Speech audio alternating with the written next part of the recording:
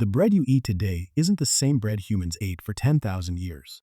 The modern food industry replaced that entire tradition in about 60 years. And now a lot of people can't eat a slice without reaching for antacids by dinner. In the 1950s, we replaced the wheat itself with a different plant. And most people have never been told that. We'll show you exactly what changed and why it happened way more recently than you think. Somewhere in a kitchen right now, there's a jar that's been kept alive for years. Not flour sitting still, something alive, growing, tended daily. For thousands of years, every household on Earth kept exactly that. A living culture, passed down generation to generation. It fed entire civilizations. So, is sourdough bread actually healthy? The answer depends entirely on how it's made, and almost nothing sold as sourdough today is made the way that jar was. Every human culture that existed before 1900 fermented their bread. Ancient Rome kept starters alive for generations. Egyptian bakers did the same. Households across pre-industrial Europe passed a living culture down like an heirloom. This wasn't a health trend. It was simply how bread was made, because there was no other way to make it. Here's what's strange about that. They didn't know about gut bacteria. They didn't know what gluten structure was, or what phytic acid did. They just knew, generation after generation, that slow fermentation made bread taste better, last longer, and sit easier in the stomach. And they built an entire food system around that observation without ever being able to explain why it worked.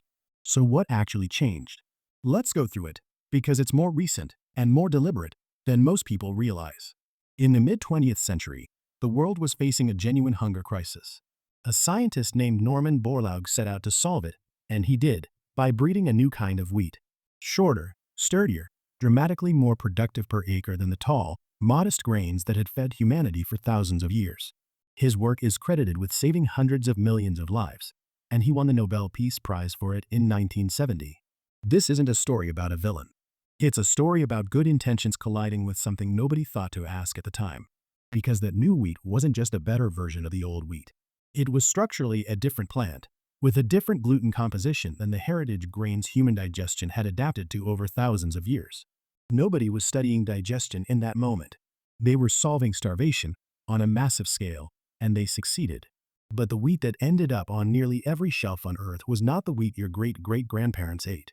Around the same era, a second change was happening quietly in the fields. A widely used agricultural chemical started being sprayed directly onto conventional wheat crops just before harvest, not to kill weeds, but to dry the crop out faster so it could be harvested sooner. This practice is called desiccation, and it means that a residue of that chemical can end up in the grain itself. Research into what that residue does to the human gut is still developing, and scientists are still working out exactly how significant the effect is. But early findings suggest it may disrupt the balance of bacteria in the digestive system, and a disrupted gut has been linked to a range of downstream effects. It's one more thread in a pattern that most people have simply never heard of. So let us make this very clear, because it might be the most important thing you hear in this whole video. The wheat your great-grandparents ate and the wheat in a supermarket loaf today aren't the same species in any meaningful sense. They're related, the way wolves and pugs are related. Same family, completely different behavior. One evolved alongside slow, traditional fermentation for thousands of years. The other was bred, in a matter of decades, for speed, yield, and industrial farming. Your digestive system didn't get a vote in that decision, but it's still the one dealing with the consequences. Then came commercial yeast, and it made bread faster. A loaf that once took 12 to 18 hours of slow fermentation could now be made in under 2 hours. Bakeries abandoned the slow rise almost overnight, because speed meant profit. And the slow rise wasn't just about time. It was doing real work, breaking down proteins, unlocking minerals, lowering how hard the bread hit your blood sugar. Skip the time, and you skip all of that. And the flour itself changed too. Steel roller mills, standard by the late 1800s, could do something stone mills never could. They separated the grain into its parts, stripped out the bran and the germ, where most of the vitamins and minerals actually live, and left behind refined white starch. Then manufacturers added synthetic vitamins back in and called the result enriched. It's a bit like stripping a house down to the frame and calling the empty shell an upgrade. Put those changes together, the wheat, the chemical, the yeast, the milling, and bread went from being one of the most nutrient-dense, easily digested foods a person could eat, to something a surprising number of people can't touch without feeling it. If you've ever felt bloated, foggy, or achy after a slice of regular bread, that's not a coincidence. And it's not a personal failing either. Here's where people get confused, so let us be specific about what's actually happening. This is where tradition meets biology.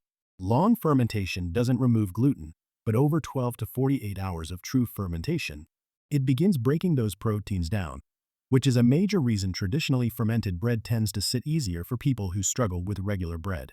Fermentation also reduces phytic acid, a compound in flour that otherwise locks up minerals like iron, zinc, and magnesium and makes them harder for your body to absorb.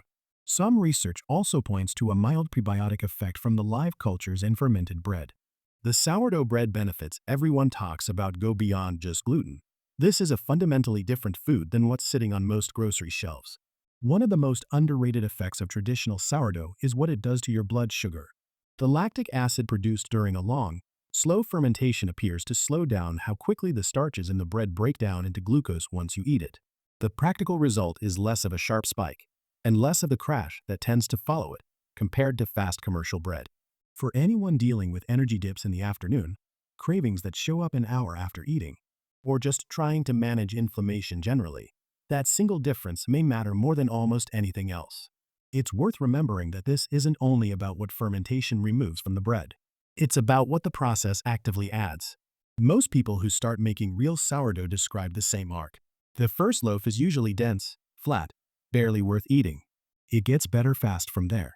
And somewhere around the fifth or sixth attempt, a lot of people notice they've quietly stopped buying supermarket bread without ever deciding to quit it outright. It's not a dramatic transformation. It's just what tends to happen once you're eating bread made the way bread was made for most of human history. Let's put the two side by side. Fermentation time. Traditional sourdough, 12 to 48 hours. Modern bread, under 2 hours. Gluten breakdown. Traditional sourdough, significant. Modern bread, minimal. Mineral availability. Traditional sourdough, high. Modern bread, low shelf life. Traditional sourdough, about a week. Modern bread, 2 to 3 days before it molds. Look at that list. The modern loaf loses in every single category, and somehow it still became the standard. If you want to know whether what you're buying is the real thing, here's what to check. Look at the ingredient list. If commercial yeast is on it, it isn't traditionally fermented sourdough, regardless of what the label says. Real sourdough has a distinct tangy smell from the fermentation, where mass-produced bread tends to smell like almost nothing. Real sourdough has a thick, chewy crust, while modern bread is usually a soft skin-over-dense, uniform crumb. Real sourdough stays edible for close to a week, while modern bread is often stale within 2 days. Here's one more test that costs you nothing. Toast a slice of real sourdough next to a slice of commercial bread. The real sourdough browns evenly and stays firm and crisp. The commercial bread browns in uneven patches, then softens again within minutes as it pulls moisture back out of the air. That happens because real sourdough has a denser crumb structure, built by a gluten network that had hours to develop instead of minutes. You can actually see the difference, not just taste it. But the simplest test is how you feel about an hour later. Real, properly fermented sourdough should leave you satisfied, not heavy. If you're bloated, foggy, or reaching for antacids, that bread likely didn't ferment long enough, no matter what the packaging called it. Your body knows the difference even when the label doesn't say it. Here's what ties this whole thing together. Ancient humans had no laboratories. They didn't know what phytic acid was or what lactic acid bacteria were doing at a microscopic level. But they observed something simple, over thousands of years. Slow fermentation made bread easier to digest, and they kept doing it. In cultures with no contact with each other, arriving at the exact same practice independently. That's not superstition. That's evidence, collected the slow way, long before anyone had the tools to explain it. You don't need special equipment or an expensive starter shipped to your door to get back to this. You need flour, water, time, and the wild bacteria that are already in your kitchen right now. Ancient humans didn't have a tutorial. What they had was patience and a willingness to let a process take days instead of hours. If you want the full walkthrough on how to build your own starter from scratch and bake your first loaf, that guide is coming next week. Hit like if that's something you want to see. The pattern on this channel is always the same. Something ancient worked. We traded it away for speed and convenience. And a lot of us ended up worse off for it. The good news is you can undo this one, starting with your very next loaf. See you then.